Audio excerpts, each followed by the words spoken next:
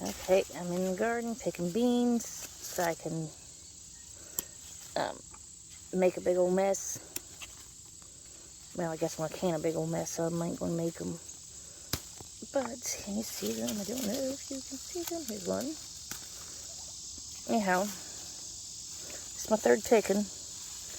Hoping to get one more since it's, middle August before we get hit with any kind of frost. They're still pretty green. Some of them's dying. But if I can get a fourth picking, that'd be awesome. Yeah, so now you can see all those ones. This poor plant, it's just loaded. And they're bigger than the plant is. But, I'm picking beans in a can of mess of dry packed green beans with bacon grease and onion and stuff in them. I'll show y'all how to do that when I get in the house with these and get them snapping. Okay, so yesterday we picked the beans, yesterday evening. Early in the morning I did some, finished them yesterday evening. Anyhow, snap the ends off of them, just because I don't want them in my cans, or my jars, whatever. And then I just break them in half for the size. Some of them are small, I just leave them be. Some of them are this size already, and that's, that's fine. But clean them if you find any bad spots in them. Which these are all pretty good. I don't really have too many spots I need to even worry about removing. So, I mean, these is a really pretty mess of beans here. So anyhow, just snap the tips off. And I do give those to the chickens. This time of year saves me so much more on my feed bill. It's great. But yeah, so anyhow, you get what I'm doing here. I got to do this a little over 5 gallons. That's what I gathered yesterday out of 3 rows. So, yeah, I'm just going to snap until I have enough to start filling jars. But then I also have to wash them and stuff, so we'll go over all of that too. But for now, snapping beans. Okay, so to do these green beans, I'm going to do a dry pack of the green beans. I'm just going to do one mess of them, which is 7 quarts. And it is easier to use a wide mouth jar for green beans because they're so hard to get out. But anyhow, this is my book here. I wrote this, and the recipe in it is dry pack green beans 28. So let's go to find page 28. And here you go, very simple. Put onion, bacon, and grease in the bottom of the jar. Then pack your green beans in and try to keep them standing up. Process pressure can for 20 minutes. I think I'll probably do 25 or 30 only because of the bacon grease and stuff like that. I mean, it's not whatever. But anyhow, might help to hold it straight, huh? There y'all go. That's the directions to the dry packing of the green beans. So I got them snapped and I got them moist.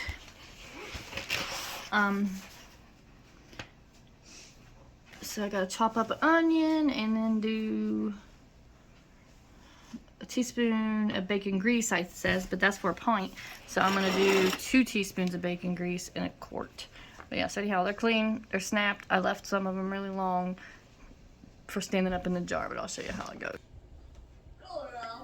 Okay, so onion here. Dice up an onion. I hate dicing onions. But anyhow, onion dicing. These ends are brutal. They're already making my eyes water. Oh my gosh. You can make them as big as you want.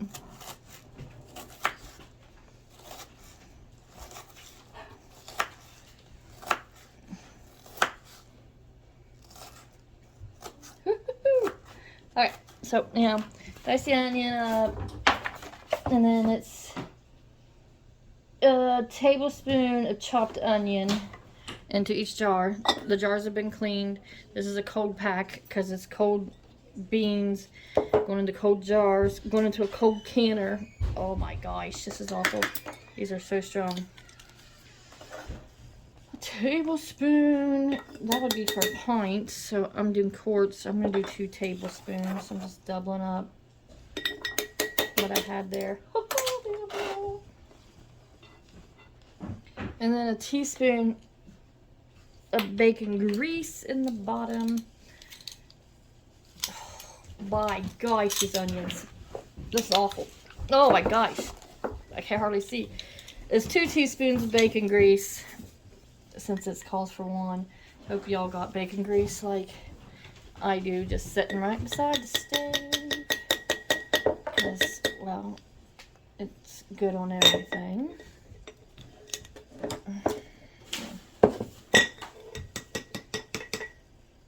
I'm just going to go a little more because that don't look like very much. You know, it's what you think is good. And then it calls for bacon, and I ain't got regular bacon. We just do our own, and it's a tablespoon of cooked top bacon. So I got this here big bag of real crumbled bacon, and I'm gonna put that in there. And it's supposed to be a tablespoon, but we'll do 2 because, you know, bacon makes everything better.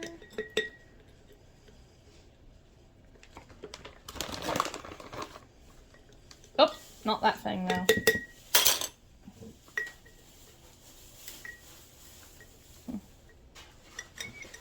Crap. Okay, got that out. Alright, and then what you're going to do is start, you can see all of it in there, looks good, looks good. Start dry packing your green beans in here. I left them long so that they'd be good. But do them standing up best you can until your jar is all full, all the way. You will not put any liquid in it at all. So, let me see. You see what I'm getting at here. You don't need to watch me pack the whole jar. That's boring. But, my kids are making fun of me over in the living room. Oh my gosh, these onions. Anyhow, you get what I'm getting at here. I'll show you when I get them all finished up. Okay, so you can see my jar is completely full. I did put some in there long ways, all sideways. That way I could fill it up. Wipe the rim super good so there's nothing on there to keep it from sealing. Always, always, always wipe your rims. Anyhow, it's good and clean there. This is a wide mouth jar, so I got wide mouth flats, lids, whatever you want to call them. And then I take that, put it right on there, and then take the wide mouth band, and it's supposed to be finger tight just right. I struggle with that. Anyhow, that's ready to go in the canner. Now I just got to finish the load. It'll be 7 quarts in the canner, and then I'll show you what we do after that. Okay, fill the pan up, pressure cooker up with water to about your middle knuckle on my middle finger there. That's pretty deep. That's deep enough to run it for the course it has to be. Okay, I have the pan on the stove here with the water in it up to my middle finger knuckle. Place the jars in it. This holds 7 quarts.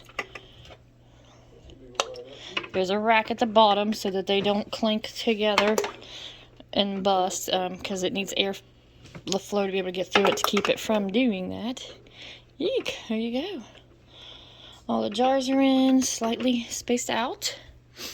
Now I gotta let it cook for a little bit because it's gotta be a slow heat up because it's cold pack, cold start. So do that. I'll put the lid on it in a bit, show you inside, and then we'll take her from there. You can see they're heated up here, so it's time to put the lid on. So this is a little pressure canner. It's got the, can you see through the pitcock there, Maya? That little hole there. See light? Yeah. Up the other side. Okay, you need to make sure that's clear. It's got its little other parts that allow stuff to escape and stuff, but put it on. It's kind of hard to do. Okay, once it drops in place, then you pull it over this way, and that locks it. Now it's completely locked. Like I hold it by the lid, it ain't coming off. Ain't no fears on it blowing up or nothing like that. And then, oh, my finger. This here will pop up when it's got pressure in it and it's set, and that's like a release valve thing. It pops up, and then it'll steam right here. And then after it starts steaming, it'll vent the steam out. You see it doing a little bit now. And then you put the weight on it. And that's when you get 10 pounds of pressure, that's when you start the timer. Well, is this the weight? Okay, you can see everything is all calm now because it's about to hit 10 pounds of the pressure. As soon as it does, it'll start its jiggle, and then I just need to maintain just a steady, slow jiggle to it, and then that means I just fluctuate the heat of the burner with it being set or whatever. And I do use a glass top stove. They say don't. I've never had a problem on it yet, so that's what I use because that's what I got. Anyhow, so let's just start jiggling here. We'll hopefully catch it. Okay, see it going now? Starting to jiggle. That means we're about to hit it. There's a 10 pound. There we go. There we have it. That's your 10 pounds of pressure in the pot. That's exactly how you want it to be. And now now it's at 10 pounds is when I'll set the timer for it to watch for me to get. Okay. That's a good steady pace there. Oop. Might turn it down a little bit so it don't get going crazy. You don't need much more than that because then that'll be over 10 pounds. There is another weight to put on it for 15, but my altitude and area is only 10 pounds of pressure. And that is what that there is. Okay, so you can see this thing back here drop, which means the pressure has been released in the pan, and this here is down too. So you can take this off of it. It's no pressure, no hissing, no steaming, nothing like that. And then unlock it. Okay, and now the tricky part is opening it away from yourself, because if you don't, you will scald yourself with steam. Trust and believe me, it hurts. So, there you go. Opened away from myself. And then use your jar lifter right here. This is your handle. This is the rubber ends that grips the jar. So, anyhow, reach down in here